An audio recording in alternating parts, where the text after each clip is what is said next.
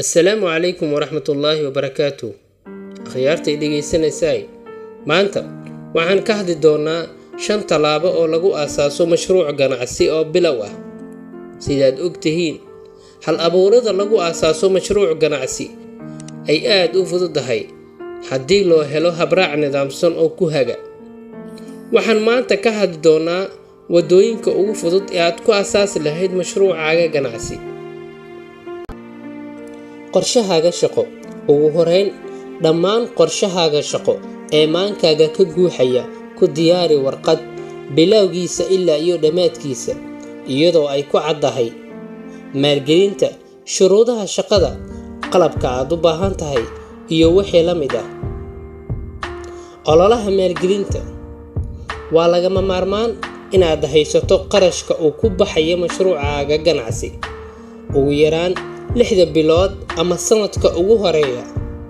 marka aad dhamayso qorshahaaga shaqo oo aad aragto inuu qarashka kugu yar yahay, ha caajisin, bilow ololaha aad ku heli lahayd qarashkaaga inta ka dhiman.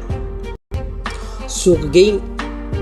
waxaan ula jeedaa suuqgeynta bilaabanaysa ka hor aasaasitaanka mashruucaaga ganacsi.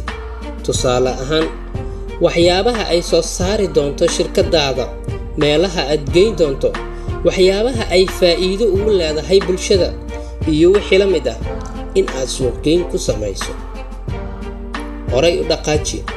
waa talaabo kuu fududaynaysa inaad bilowdo mashruuca oo ay ka mid tahay diyaarinta goobta aad ku shaqayn lahayd iyo nooca shaqada.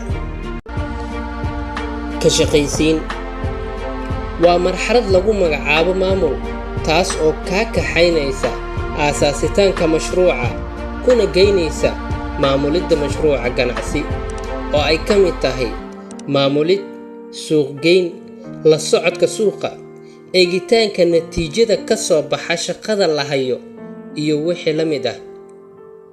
aasaasidda mashruuc ganacsi ma ahan mid aad u dhib badan, balse ugu horeyn ku diyaari warqad, una raadi maalgelin, una samay suuqgeyn, si wanaagsanna u maamul ee horay u dhaqaaji. mar waliba xasuusnow, fursadda aan weligaa ku soo marin waa la samayn karaa. ilaahay talada saaro ee horay u dhaqaaji.